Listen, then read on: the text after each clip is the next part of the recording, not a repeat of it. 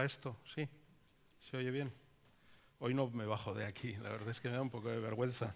Bueno, esta charla es una improvisación, lo tengo que advertir, porque aquí estaba previsto que estuviera Alex Méndez, pero nos avisó hace 3 días, en el programa estaba Alex, pero nos avisó que no podía venir y no íbamos a dejar 10 minutos vacíos, así que, en fin, me preparé esto, ¿no?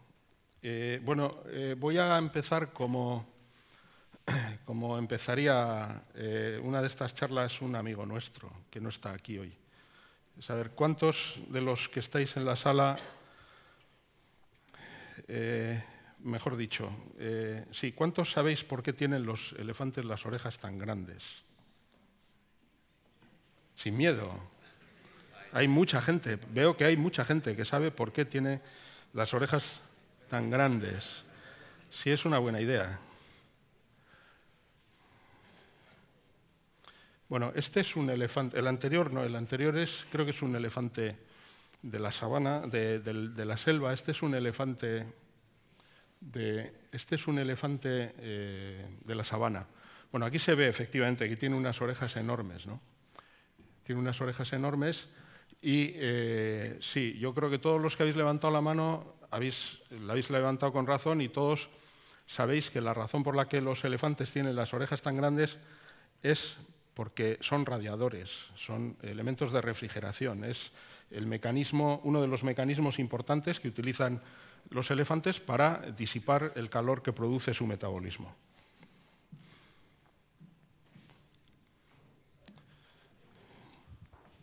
¿Dónde está arriba, no? Bueno, no es el único radiador animal. ¿Eh?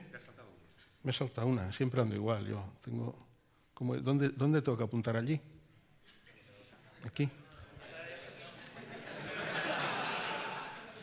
Sí, bueno, este es un mamut lanudo, ¿no? Es un mamut lanudo.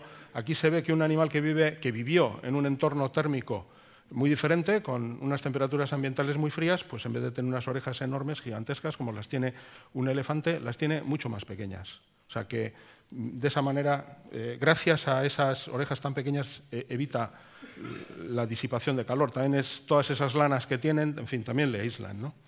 Y decía que la cosa tiene lógica, porque aquí tenemos, por ejemplo, no sé exactamente cómo se dice en español, es un jackrabbit, que no es exactamente un conejo, o sea, pero se le parece, una liebre, ¿no? Bueno, ya veis las orejas que tiene. Tiene unas orejas impresionantes, de gran tamaño, los hay incluso que tienen de más tamaño todavía.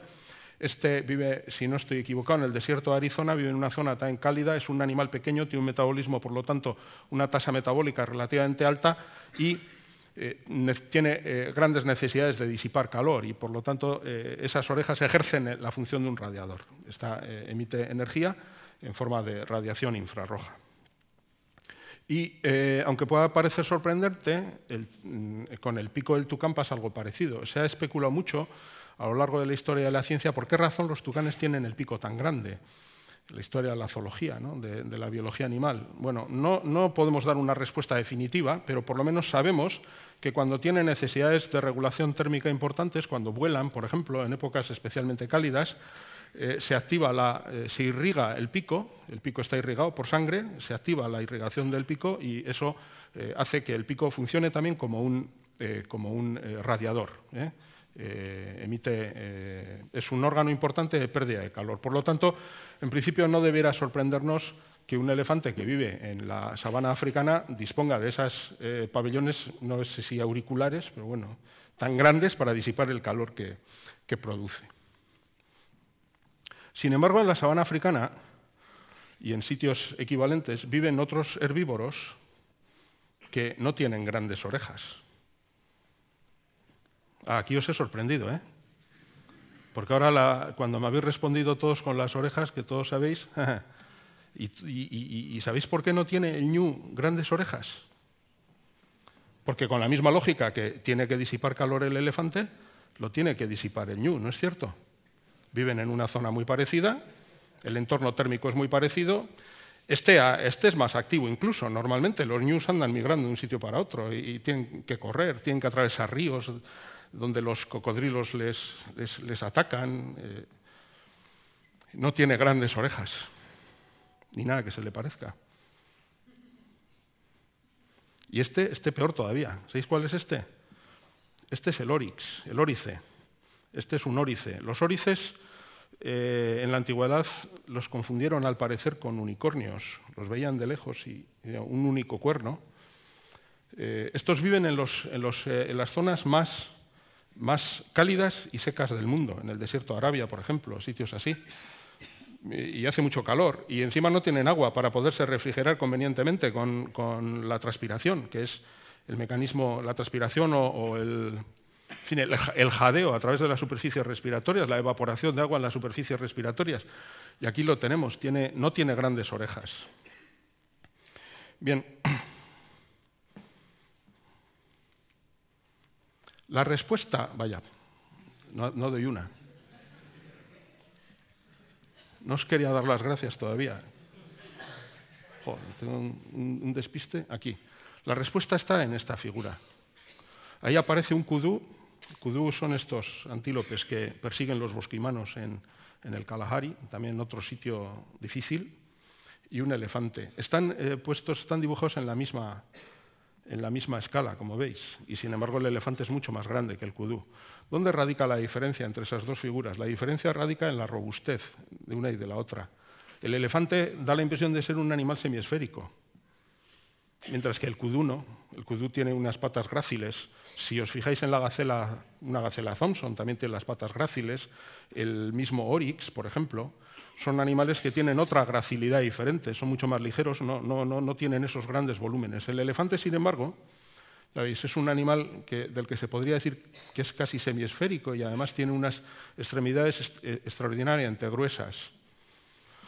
¿Cuál es la consecuencia de que sea así el elefante? La consecuencia de ser tan, entre comillas, esférico es que tiene menor superficie corporal por unidad de masa, tiene menor superficie corporal por unidad de volumen y por lo tanto dispone de menor superficie corporal para disipar el calor que produce. De manera que la forma que tiene para compensar la carencia de superficie corporal que se debe a su forma es disponer de esas grandes orejas.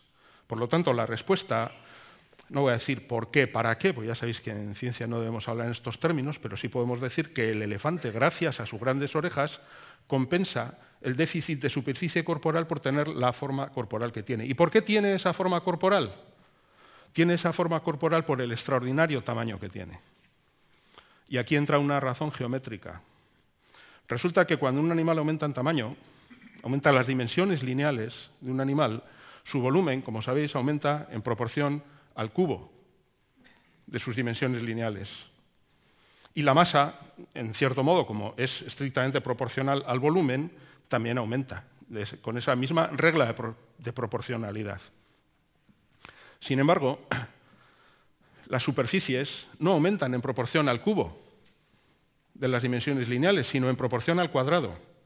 Y como la resistencia, por ejemplo, a la fractura de las superficies depende de la superficie, para poder soportar esos pesos tan grandes necesita tener extremidades mucho más gruesas.